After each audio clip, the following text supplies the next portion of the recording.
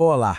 Nessa análise, a gente vai mergulhar numa frase que, nossa, se tornou super comum. Eu tenho ansiedade. Bora investigar o que está por trás dessa expressão e por que todo mundo começou a falar tanto isso, né?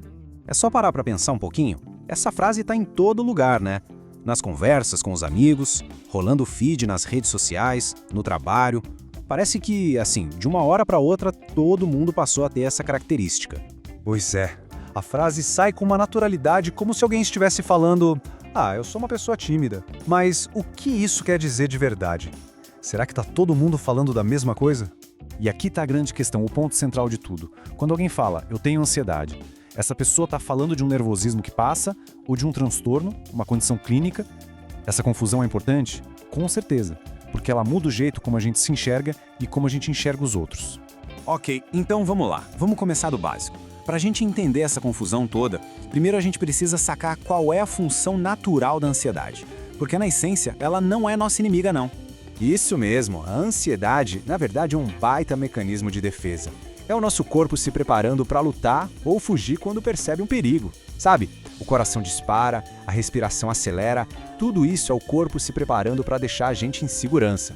E vamos combinar, todo mundo já sentiu isso, né? Aquele friozinho na barriga antes de uma apresentação importante, a mão suando antes de uma prova, são reações super normais e olha só, até úteis, elas deixam a gente mais focado, mais alerta. Então, o ponto principal aqui é este. Sentir ansiedade em momentos específicos não é só normal, é o nosso instinto de sobrevivência funcionando direitinho, exatamente como foi programado para funcionar. Certo. Agora, vamos entender como o mundo moderno meio que bagunçou essa dinâmica. Se a ansiedade é um alarme, o que acontece quando esse alarme simplesmente não desliga? Bom, é aí que a coisa começa a complicar. Muita gente diz que tem ansiedade porque vive exatamente nesse estado de alerta. Um alerta que não passa. É aquela sensação constante de que alguma coisa ruim vai acontecer, sabe? Mesmo que não tenha nenhum perigo de verdade por perto. E o mundo de hoje, francamente, parece uma fábrica de gatilhos para essa ansiedade. É só pensar, pressão constante por resultado, a comparação sem fim nas redes sociais, o bombardeio de informação. É como se o nosso sistema de alerta ficasse ligado no volume máximo, o tempo inteiro, sem trégua. E a citação resume perfeitamente o problema. Não tem pausa. O nosso cérebro não foi feito para essa quantidade de estímulo o dia todo dia. Sem um respiro, ele simplesmente sobrecarrega. É muita coisa. Beleza. Agora a gente chega no ponto mais crucial dessa nossa conversa.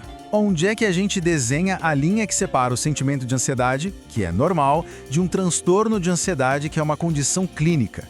A diferença fundamental tá aqui, ó. Sentir ansiedade é uma coisa passageira, sabe? Geralmente tá ligado a um evento específico. Já o transtorno de ansiedade, aí a história é outra.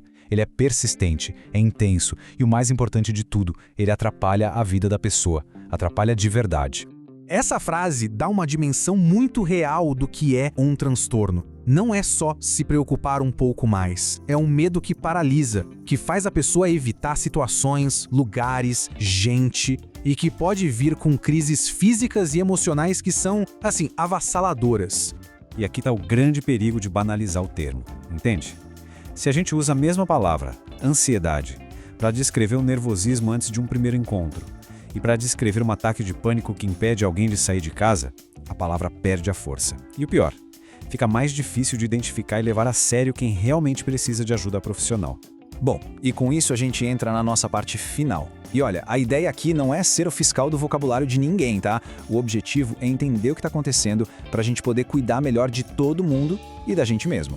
Então, fica a pergunta, né?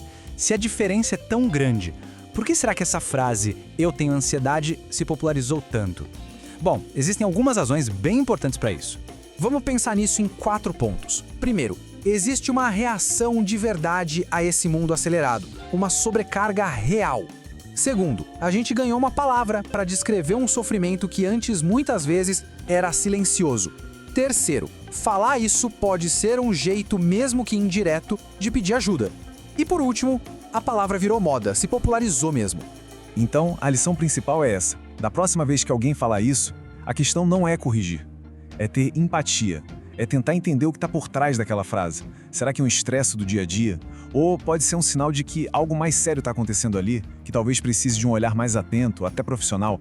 E a gente encerra com essa reflexão. Entender essa diferença entre o sentimento e o transtorno é o primeiro passo, e é um passo gigante para a gente ter conversas mais saudáveis sobre saúde mental. A pergunta que fica é: e agora? Qual é o próximo passo? Como a gente pode usar esse conhecimento para criar um ambiente com mais apoio e menos julgamento? Essa conversa, bom, ela tá só começando.